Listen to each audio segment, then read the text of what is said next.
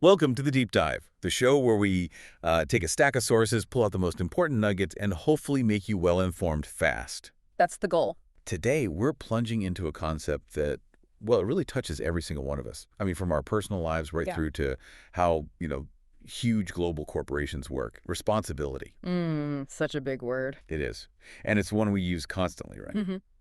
But do we ever really stop and think about its true weight, its texture, what it even is? Probably not often enough. We often just default to thinking of it as this, like, immovable burden, something rigid, unyielding that we just have to carry, no matter the strain. Yeah, like a big, heavy backpack you can't put down. Exactly.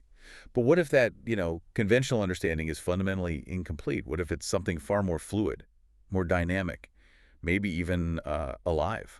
That's precisely the paradox, isn't it? The really profound paradox we're here to unpack today. For this deep dive, we're immersing ourselves in some truly, I think, transformative insights from Lóng Tíng. He's the visionary mind behind LóngTíngVoices and also CEO of Lóng Tíng Enterprises. Right. And his work, it's fascinating. It masterfully bridges ancient East Asian thought with the urgent realities of our modern global context. It offers this really unique, profound perspective on leadership. And where are we getting this from today? Our source material comes directly from his Global Leadership Insights 2030 mini-series, Inner Leadership. Right. Specifically, we're looking at episode 2. Okay. And it has this really evocative title, The Rhythm of Responsibility. The rhythm of responsibility. I like that. It already suggests something different. It does. It sets a different tone immediately.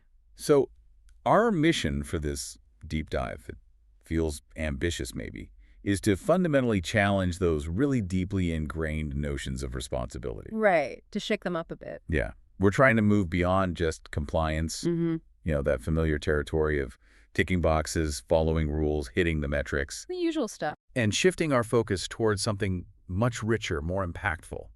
Connection. And this isn't just abstract philosophy, is it? That's important. No, absolutely not. Lóng Tíng offers a practical, actionable pathway.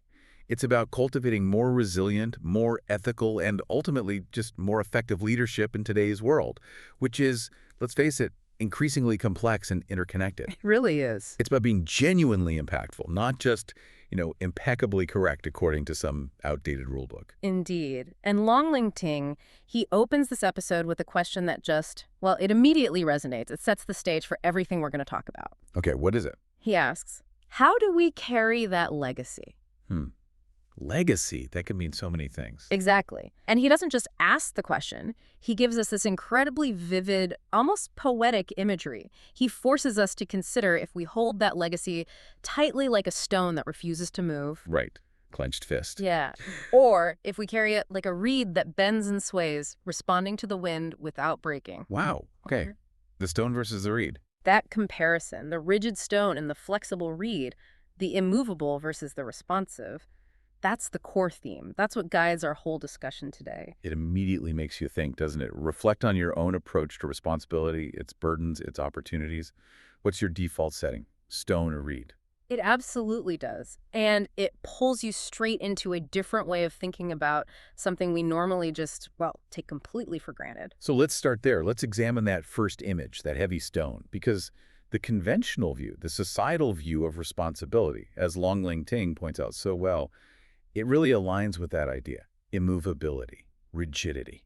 You're absolutely right. From a very young age, society has pretty much conditioned us to see responsibility as almost the same thing as immobility, steadfastness, that unshakable commitment. We praise it, don't we? We do. We're taught to praise unwavering resolve above almost anything else. Think about the archetypes we celebrate. Like the hero who never gives up. Exactly. The person who never wavers, who sticks to the plan no matter what obstacles pop up, who is the proverbial rock for everyone else.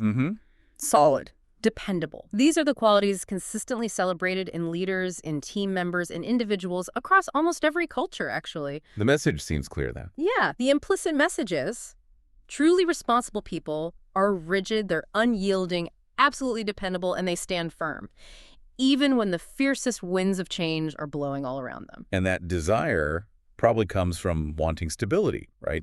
Predictability in a world that often feels pretty chaotic. We like having an anchor. We do. We value that sense of an anchor. And this isn't just some abstract idea, is it? Lóng Tíng, He brings this down to a surprisingly personal level, almost visceral. I found this incredibly striking. What does he do? He asks leadership teams, all sorts, from small rural energy co-ops to huge global tech groups, this really simple but profoundly revealing question. Okay. He asks them, what does responsibility feel like in your body? Wow. That's unexpected. Right. I mean, most of us probably never pause to think about responsibility in such a physical, embodied way. We just sort of intellectualize it. It's a really clever way to bypass the usual intellectual defenses, isn't it? Get right to the core, the lived experience of it. Definitely. And the responses he gets are, well, as you might expect, incredibly telling. Yeah. The overwhelming majority, he notes, report sensations like, it feels heavy like a stone in my chest. Oh, wow. Or, Yeah. it feels tense as if I have to hold everything together. I think a lot of people can relate to that feeling. Absolutely. Take a moment, listen, just feel those sensations. They speak to this perception of immense burden, a constant straining effort to maintain control, stop things collapsing, keep all the plates spinning. Make sure nothing falls apart in your watch. Exactly. It's a powerful, almost universal, visceral expression of the pressure that comes with feeling responsible under that old way of thinking. It's like a physical manifestation of a mental load. That imagery, a stone in your chest, or literally feeling like you're holding everything together with sheer force. It's so relatable. It captures perfectly how responsibility feels when it becomes this overwhelming weight. It really does. But what's truly striking, as LóngTíng points out, is how rare the alternative answer is. What does he mean? Almost no one, he says, answers, it feels fluid. Fluid. Almost never. Almost never. That absence, that almost universal perception of responsibility as this heavy, rigid thing, it just immediately sets up the contrast he wants us to consider. It shows how deeply ingrained this stone mentality really is and how little room we've traditionally made for adaptability and how we think about accountability. And that very rigidity, which seems like it should be a source of strength, well, ultimately it comes at a really severe cost. Yeah, Lóng emphasizes this. When responsibility becomes too rigid, when it refuses to bend or adapt, it doesn't just feel heavy. He says it inevitably fractures. Fractures, like snapping under pressure. Exactly. And this isn't just about individual discomfort or burnout, though that's definitely part of it. The consequences ripple outwards. They affect entire organizations, all their stakeholders. So starting with the individual. Individually, we see it manifest directly as burnout. When you try to hold everything together too tightly, refuse to delegate, refuse to adapt, or just let go of what you can't control, you inevitably snap. The pressure becomes unsustainable. Right. The individual breaks under the weight, leads to exhaustion, disengagement, losing effectiveness. We've all seen it, maybe even experienced it ourselves, that exhaustion from relentlessly pushing against an unyielding reality. And it's not just individuals, is it? This inflexible approach hits whole organizations, too, in equally damaging ways. Absolutely. We see it leading to these profound ethical blind spots. How so? Well, where a rigid adherence to processes, rules, even internal metrics can actually hide the real-world human impact of decisions. Lóng gives this incredible, almost paradoxical example. He talks about organizations that obey every rule and still harm those they wanted to serve. Wow. That's a powerful indictment, isn't it? Eh. Obeying every rule, but still causing harm. It is. It shows how just following the letter of the law or sticking rigidly to a plan can lead to devastating outcomes if there's no flexibility, no genuine awareness, no attunement to the context as it changes. How does that actually happen, though? It seems counterintuitive. It happens because the rules or the procedures, they become an end in themselves. Like a shield you hide behind, instead of a living guide to ethical action. True responsibility gets sort of abdicated. It's like corporate myopia, tunnel vision. Exactly. When the focus is only on compliance, organizations can become blind to the unintended consequences of what they do. They might perfectly optimize for internal stuff, like cost-cutting or efficiency. Things that look good on a report. Right. While completely missing the human cost, the environmental damage, the erosion of trust out there in the real world, the rule becomes the goal, not the ethical outcome. And this rigidity leads straight to that powerful insight from LóngTíng. Yes, that responsibility without rhythm becomes dogma. Dogma. That sounds pretty bad. It is. When you're so fixated on adherence, on doing things by the book, sticking to the plan without pausing to sense the current reality, you stifle genuine effectiveness. And crucially, you stifle genuine care. Because dogma is inherently rigid. Yes, it's rigid, unthinking, often self-serving. It prioritizes conformity over consequences, structure over substance.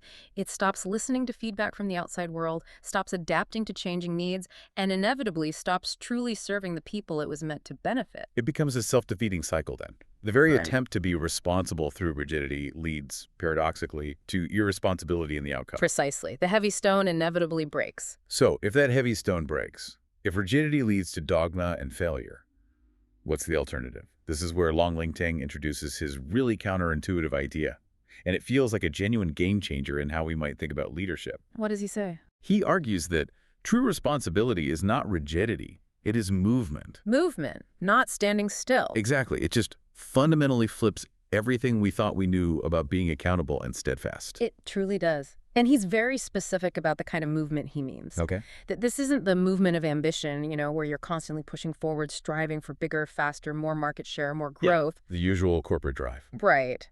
While ambition has its place, that's a different kind of drive, often linear, externally focused. Instead, he calls it the movement of attunement. Attunement. That sounds different. More subtle. Much more subtle, responsive, almost like a meditative dance.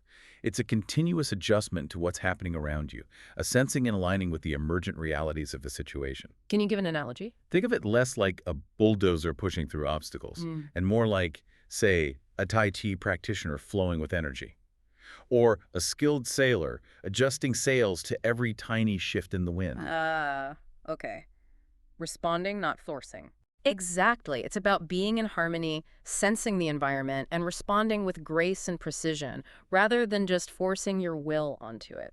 And the perfect metaphor for this, one that really clicked for me, and I think it will for a lot of listeners too, is that profound old Chinese saying. The bamboo. Yes. The bamboo bends in the wind, but never breaks. I mean, it's so simple, but so deep. It perfectly captures this idea of strength through flexibility. Resilience that comes from yielding, not resisting. It's a classic for a reason, isn't it? Timeless wisdom. And Lóng Tíng really unpacks what this means for leadership in practice. How does he translate it? He explains it's about fostering responsiveness instead of resistance. Okay, responsiveness versus resistance. Right, where resistance is about pushing back, trying to hold a fixed position against some external force, market shifts, competitors, societal demands. Responsiveness is about yielding, adapting, flowing with that force. Like the bamboo itself. Exactly. The bamboo doesn't fight the wind, it moves with it. It absorbs the shock, bends without snapping. This lets it stay deeply rooted, stay intact, and even regain its upright posture after the fiercest storms. And in an organization, what does that look like? It means actively listening to the environment, being agile in strategy, empowering teams to adapt rather than rigidly enforcing plans that might be outdated 5 minutes after they're made. And he deepens the meaning even further, doesn't he?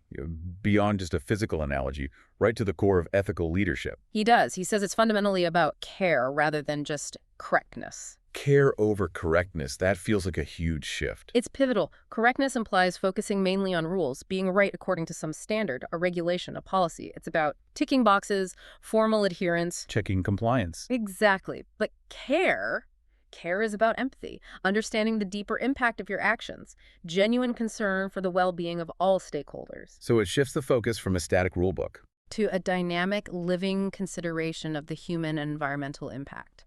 It's about embodying the spirit of the law, not just the sterile letter.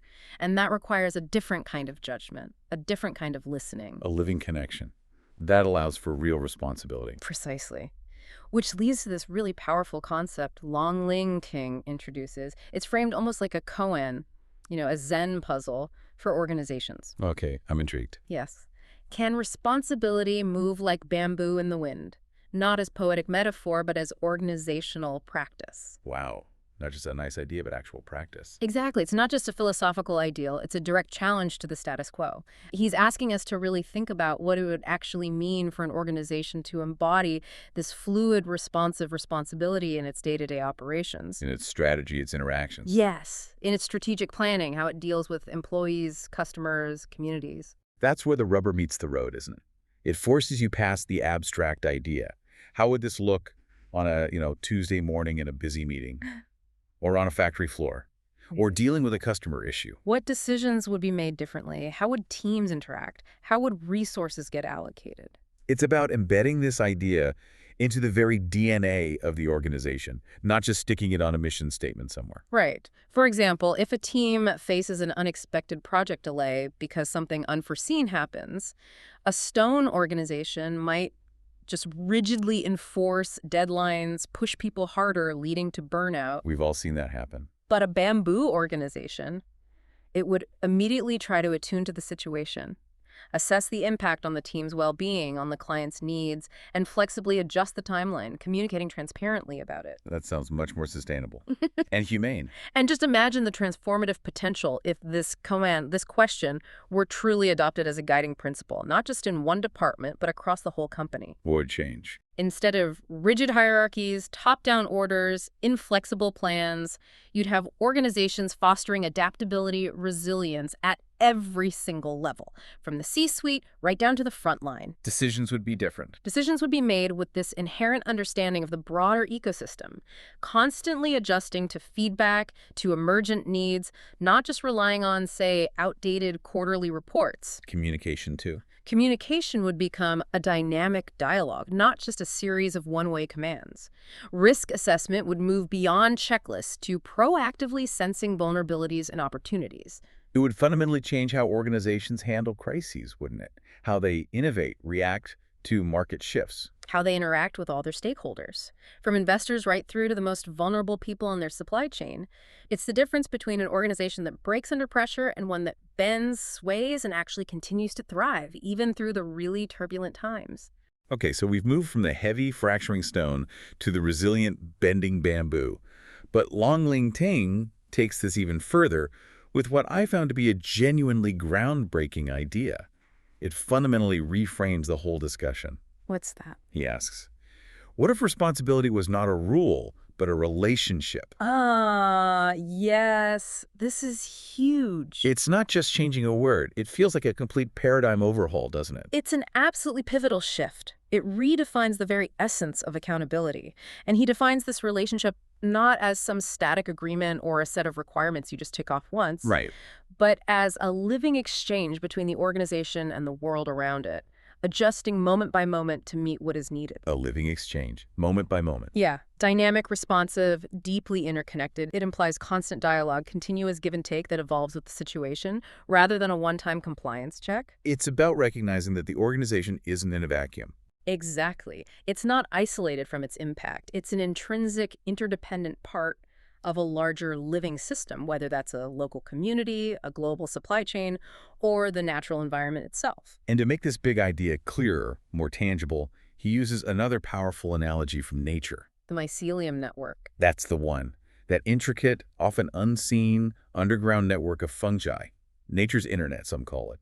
The mycelium, he points out, does not distribute nutrients based on a fixed plan. It listens and it responds. Right. It adapts its distribution based on where nutrients are most needed right now. It flows towards areas that need help, areas of growth, not according to some rigid, pre-programmed map. It's like a masterclass in dynamic intelligence. Exactly. It's intelligent, adaptive, highly responsive. It prioritizes the well-being of the whole system over just fixed points. And Lóng Tíng directly connects this biological blueprint to how a truly responsible leader or a responsible organization should act. Like the mycelium. Just like the mycelium. A responsible leader doesn't just operate from a fixed plan, blindly following rules or targets no matter what's changing. Instead, they listen deeply, actively. To what? To their environment. Their team's unspoken cues, their customers' evolving needs, the wider community's concerns, subtle market shifts, the planet's distress signals, all of it. And then they respond, authentically, flexibly, effectively, to the needs they perceive as they evolve. It's about dynamic resource allocation, adaptation, not just rigidly sticking to a budget or a timeline that might not actually serve its purpose anymore in a rapidly changing world. This kind of leadership goes beyond just solving problems then. It becomes about co-creating a thriving ecosystem, being part of the solution, not just reacting to issues. And to bring this really powerful idea right down to earth, Lóng Tíng shares that compelling anecdote, the story of the oyster farm. Yes, that's such a memorable story. It really is. It sticks with you because it just perfectly embodies this principle of responsibility as relationship. It shows it with such crystal clarity what it means to lead with attunement and care. It's a fantastic illustration. The scenario he describes involves this mid-sized company located in a coastal town in southern China. Okay. This company had wastewater as a byproduct, and crucially, they were entirely 100% legally compliant. All the permits, everything in order. Everything. Their environmental reports consistently showed minimal impact. No government agency was asking them to change anything about their discharge protocols. On paper, everything was perfect. Correct. By the book. But despite all that compliance, meeting every single requirement, their wastewater was subtly, kind of insidiously harming the nearby oyster farms. Directly impacting the local community's livelihoods. Exactly. People depended on those farms. The harm wasn't immediately obvious or like dramatically catastrophic, but it was persistent. It was eroding things. And this is where the founder's action becomes so pivotal, so illustrative. Yes. Instead of just hiding behind the reports, the legal compliance, the lack of regulatory pressure, which, let's be honest, would have been the standard correct corporate response. Yeah, point to the paperwork. Right. The founder personally went to meet the farmers. Not a representative. He went himself. He went himself, didn't send someone, didn't issue a cold statement. He went, sat with them, listened to their stories, struggling harvests, fading traditions, their families' dwindling prospects. That takes time. And humility. And then in this profoundly symbolic, empathetic gesture, he literally tasted the salty water where their livelihoods were dying. Wow. He tasted the water. Think about that. That level of personal engagement. Right. Willingness to move beyond data points and directly experience the lived reality of the impact. He felt the problem in his own body, didn't he? Just like that question Lóng Tíng asks leaders. That act.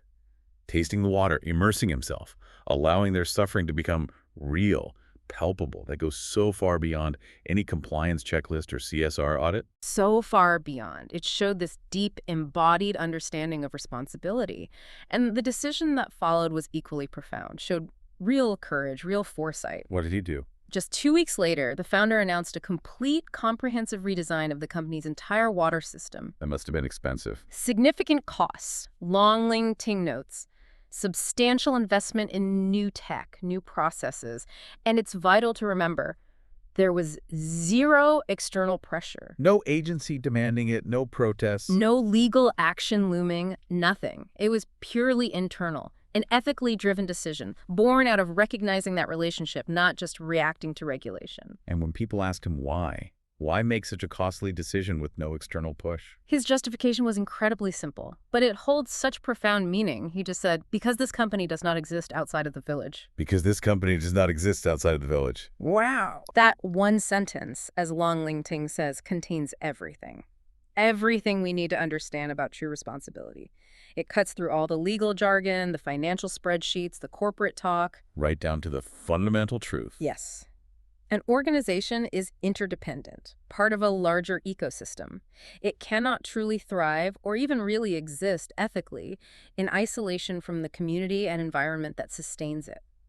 That sentence just embodies responsibility as relationship, a profound understanding of interconnectedness. It really does. It completely repudiates the idea that a company's responsibility stops the factory gate or within the limits of its legal duties. It expands that circle of concern massively. Which leads directly to Lóng Tíng's powerful conclusion from this story. The core takeaway. Which is? True responsibility is not about fulfilling requirements. It is about recognizing relationship. Requirements versus relationship. It's such a crucial distinction for leaders, for organizations today. It's not about checking boxes, following a list, getting a compliance score. It's about seeing the intricate, living interconnectedness of everything and acting from that place of deep understanding, empathy, continuous engagement. Being an active, living participant in that broader web of life, not some isolated, self-contained box. Exactly. So this brings us to the practical side. How do we actually cultivate this living responsibility inside an organization? Well, Lóng Tíng stresses that true responsibility doesn't always show up in the formal reports, the quarterly reviews, the easily measured dashboards. All right. It's often more subtle. Often much more subtle, yet just as critical. It requires a different kind of perception, a different kind of responsiveness from leaders. For instance, he points to something like a supply chain disrupted by conflict. Okay. That happens a lot these days. It does. Now, a rigid compliant approach might just focus on the contracts, legal options for broken agreements, maybe just finding the next cheapest supplier quickly. Standard operating procedure for many. But a relational approach, Yeah. it would look beyond that. It would try to understand the human impact on workers caught in that conflict, the long-term trust implications with partners, the ethical sourcing challenges. And then it would strive to find flexible, empathetic, sustainable solutions that prioritize the long-term relationship over just short-term gain. That's a very different way of looking at a supply chain issue. Completely different. Or consider something even more internal, maybe more insidious. A frontline employee expressing exhaustion, not in a report, but in their absence of voice. Absence of voice. That's powerful imagery again. Isn't it? A formal HR report might show nothing wrong, no official complaints, but their silence, their disengagement, maybe a subtle shift in posture, lack of proactive input in meetings, just that quiet withdrawal. It signals a deeper issue, burnout, disaffection. Things a spreadsheet won't show you. Exactly. A truly responsible organization, one operating with this living pulse, would pick up on those nonverbal cues, those subtle tremors in the system, before it blows up into full burnout, resignation, or a morale crisis. But that requires active, empathic observation, doesn't it? And a culture where it's safe for those signals to actually be seen and heard, not just ignored until there's a formal complaint. Absolutely critical. And then there are the concerns from outside. A community raising concerns that don't yet appear on any dashboard. The early warning signs, the faint signals from the edges. Precisely. A relational organization wouldn't wait for a formal complaint, a regulatory order, or a protest at the gates. They proactively listen, engage in dialogue, address these emerging concerns, understanding they're part of a continuous living conversation with their environment. Not just a problem to be fixed once it hits some predefined threshold. Right. It's about foresight. Preventative care, not just reactive problem solving.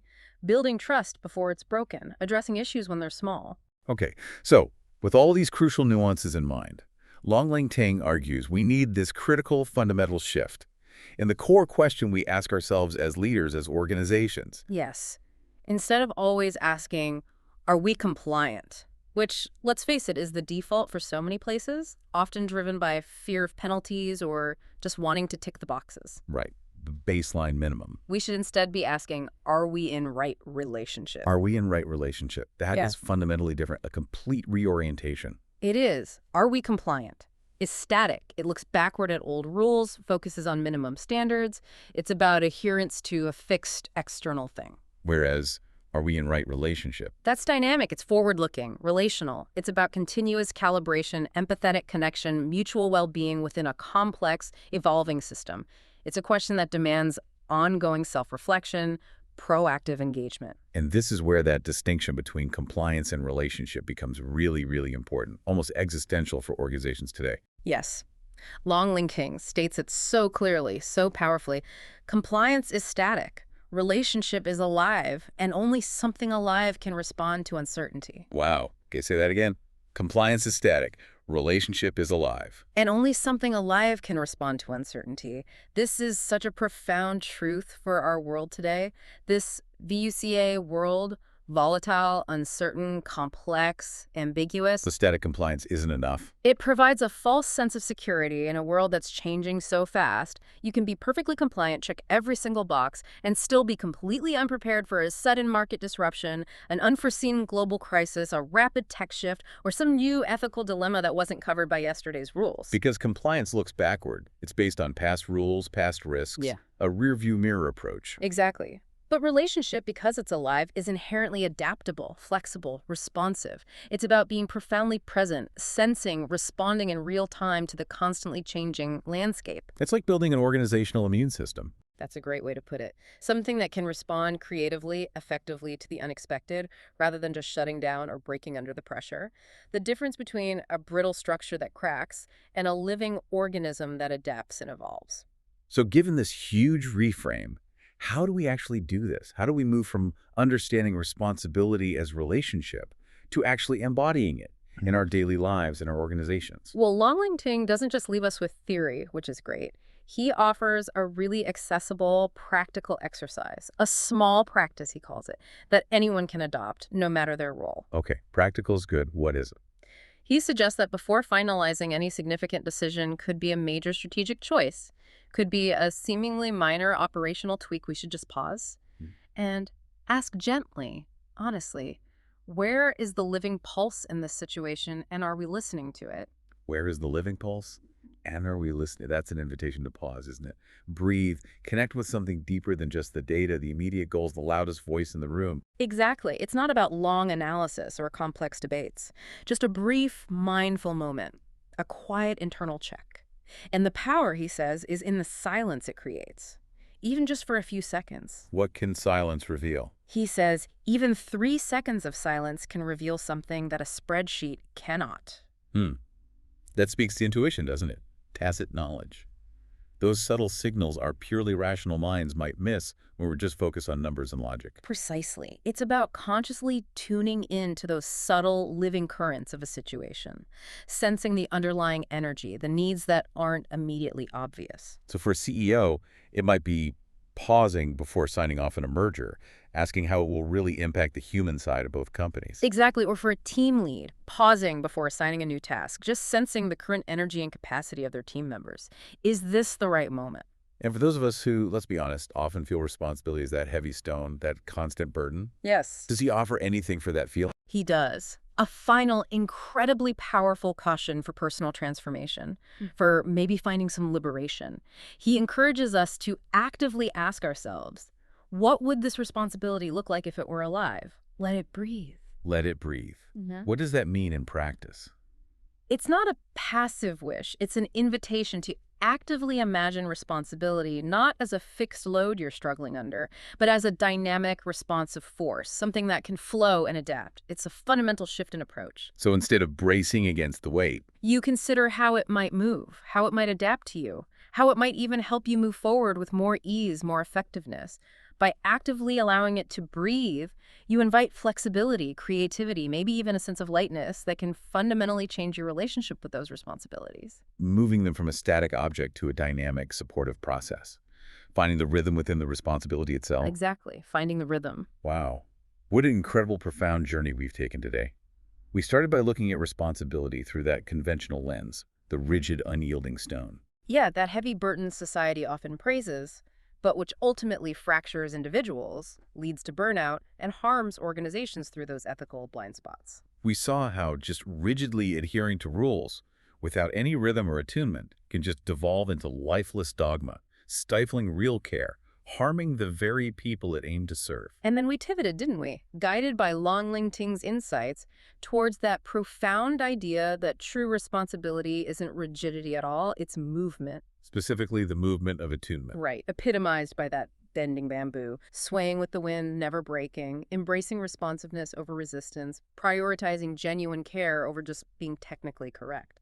But the real game changer, the core transformation, was seeing responsibility not as static rules, but as a living relationship.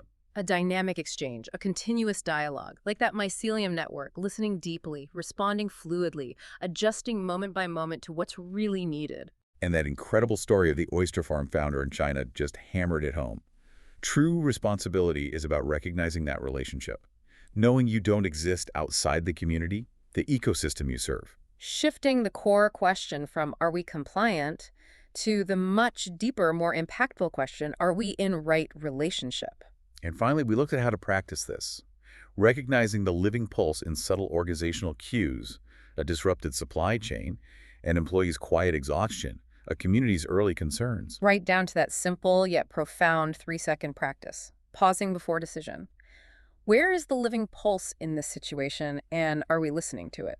This whole deep dive, it really challenges us to embrace responsibility not as that fixed, heavy burden, but as something dynamic, something alive, something that can breathe, adapt, and ultimately empower us to lead with, well, with greater impact and integrity. Beautifully summarized. So as you go about your day, maybe reflecting on the responsibilities you carry at work, in your family, your community, I want to leave you with a thought-provoking question for your own personal reflection.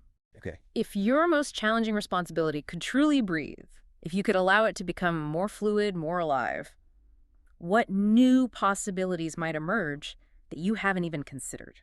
What might shift in your approach, your energy, maybe even the outcome itself? That's a truly powerful question to sit with. And it actually sets the stage perfectly for what's next in this series from Lóng Tíng. Oh, what's coming up? As he teases in the very next episode of his Global Leadership Insights 2030, Episode 3, which is titled Listening as Strategy, he's going to stay with this idea of the living pulse. Okay. He'll explore in even greater depth how organizations, and individuals too, can cultivate that ability to hear what's not yet visible, to perceive the signals beneath the surface. It feels like a very natural, crucial next step from today's conversation.